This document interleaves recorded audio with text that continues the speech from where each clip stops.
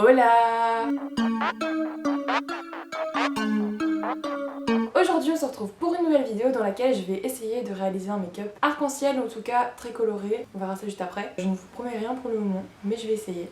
C'est parti. Ce que je vais commencer par faire, c'est appliquer ma base de la forme du make-up que je veux faire. Base dans laquelle bien sûr je rajoute du Duraline de chez Inglot.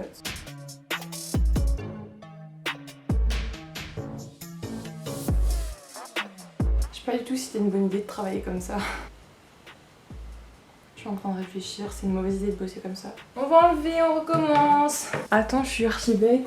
Pourquoi j'ai enlevé, j'ai pas juste réétalé le truc? Je me fatigue, putain. Bah du coup on va recommencer. J'aurai une moins grosse couche et au moins tout sera déjà propre autour. Je prends une photo de make-up de référence. Alors je veux pas faire le même make-up, mais je vous mettrai un make-up un peu inspiration juste là. Je sais pas...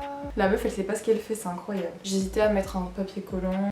Non, je nettoierai après. Je vais prendre mon autre palette. Ce sera peut-être un peu plus visuel vu que c'est avec celle-là que je vais travailler. La Bright Matte de chez Beauty Bay. Et au niveau de la forme, je vais m'inspirer un peu du make-up, mais au niveau du positionnement des couleurs, je vais pas faire pareil. Je vais venir commencer par prendre un petit pinceau plat à bourron et je vais venir prendre la teinte Leave-In for Lavender. En fait, je vais venir tracer la forme que je voulais faire au fur et à mesure avec les fards. C'est pour ça que je vais prendre des pinceaux plats pour être beaucoup plus précis au niveau du dessus. Au niveau du coin interne, on va commencer avec cette teinte-ci. Je vais venir essuyer mon pinceau et je vais venir prendre la teinte Paradise et je vais venir la mettre juste à côté mais pas trop loin. Et je viendrai bien évidemment fondre les teintes entre elles.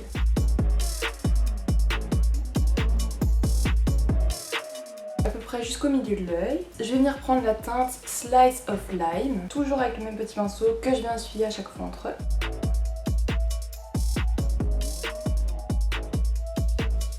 Je viens réessuyer mon pinceau et je vais venir prendre la teinte Hello Sunshine. Ensuite, je viens prendre la teinte Tangerine Dream et je vais commencer à venir remonter pour faire une pointe.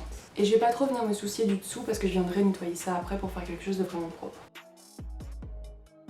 Et bien sûr, je viens les fondre ensemble. Ensuite, je viens prendre la teinte Hot Stuff pour finir la pointe du trait.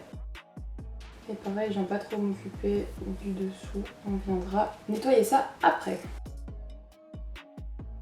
Donc ensuite, je viens prendre un coton et de l'eau micellaire et je vais venir nettoyer tout ça pour faire un trait vraiment bien propre. Et en même temps, je vais enlever les chutes parce qu'il y en a pas mal. L'avantage de ne pas avoir fait le teint avant. Oh non, le rouge il est vraiment pigmenté, j'espère que ça va pas tout tacher. Je suis en train de me dire que j'aurais mieux fait de mettre un papier collant parce qu'au moins ça aurait été propre directement et la forme aurait été vraiment belle. J'hésitais à mettre un papier collant, non je nettoierai après. Là j'aime pas la forme, c'est sûr de l'autre côté ça va être pas beau non plus. Ah, j'aime pas comment ça se finit et c'est surtout une galère à... Ça fait pas un truc aussi propre que je l'aurais voulu. Je pense que je vais venir faire c'est retirer la pointe et essayer de rattraper le truc. Il y a moyen de... Il y a moyen, j'espère. Sans tout niquer. Du coup, je vais reprendre la teinte Tangerine Dream. On redégrade. Et on vient du coup reprendre la teinte Hot Stuff pour mettre vraiment au bout du bout. Le papier collant, c'est clairement ce que j'aurais dû faire depuis le début. En plus, je me suis posé la question au début. Est-ce que je mets un papier collant ou pas? J'aurais dû. On va enlever ça. Oups. Ah bah c'est beaucoup plus propre. Ah, on a un liner plus épais d'un côté que de l'autre. Je pense que je vais venir épaissir légèrement de ce côté-ci pour dire d'avoir un truc vraiment similaire. Ah par contre j'aime pas la forme. Bon, on va retravailler la forme aussi. Je vais tout niquer si je fais un trait de liner, ça me saoulerait. Déjà que ça fait pas loin d'1 heure que j'y suis déjà. Du coup, maintenant je vais venir faire mon teint. Donc je vais commencer par appliquer ma base de chez Révolution, c'est la Pore Blur.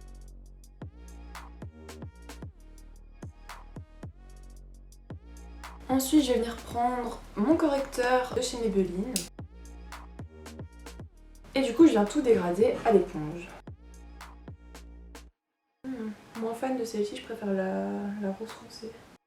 Elle est moins précise celle-ci pour au niveau de la zone des yeux.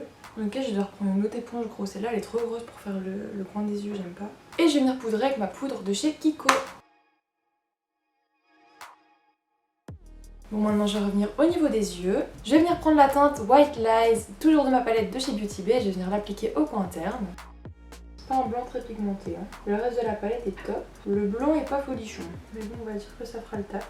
Au niveau du coin interne, venir rajouter la teinte Bare Necessity. Je vais dégrader légèrement avec la teinte Nothing Else. Donc ensuite je vais venir appliquer mon blush crème de chez Makeup Obsession. C'est ma passion ce blush depuis que je l'ai acheté, genre j'en ai tout le temps. Donc je vais en profiter d'en mettre au produit crème pour venir ajouter une sorte d'highlighter un peu crème comme ça. Je vais venir poudrer mon blush avec une poudre translucide de chez Primark. Je vais venir mettre du mascara.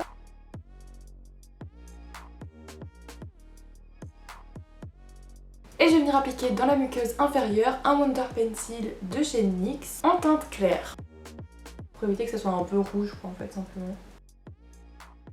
Je vais venir maintenant appliquer mon highlighter de chez H&M par-dessus l'highlighter liquide que j'ai appliqué juste avant pour vraiment bien intensifier le glow. J'en applique également sur le bout du nez et sur l'œil de Cupidon.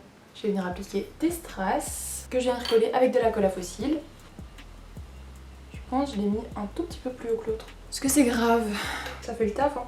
Une chose que j'ai oublié de faire aussi, c'est mes sourcils. Du coup je vais juste venir les coiffer avec le Control Freak de chez NYX. Donc c'est un gel à sourcils transparent simplement. Et je vais venir les coiffer un peu vers le haut. Au niveau des lèvres, je vais venir appliquer un crayon à lèvres de chez Illamasqua. C'est la teinte Wow. Wow. Donc c'est simplement un vieux rose comme ça.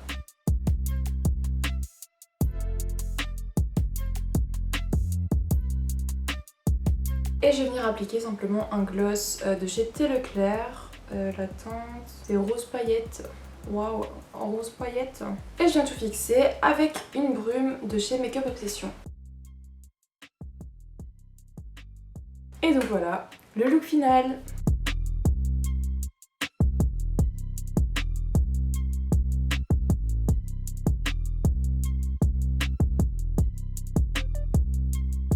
J'espère que cette vidéo vous aura plu. Si c'est le cas, n'hésitez pas à lâcher un like, un commentaire, abonnez-vous, activez la petite cloche, tout ça, vous savez très bien. Comme d'habitude, je vous laisse mes réseaux sociaux dans la barre d'infos.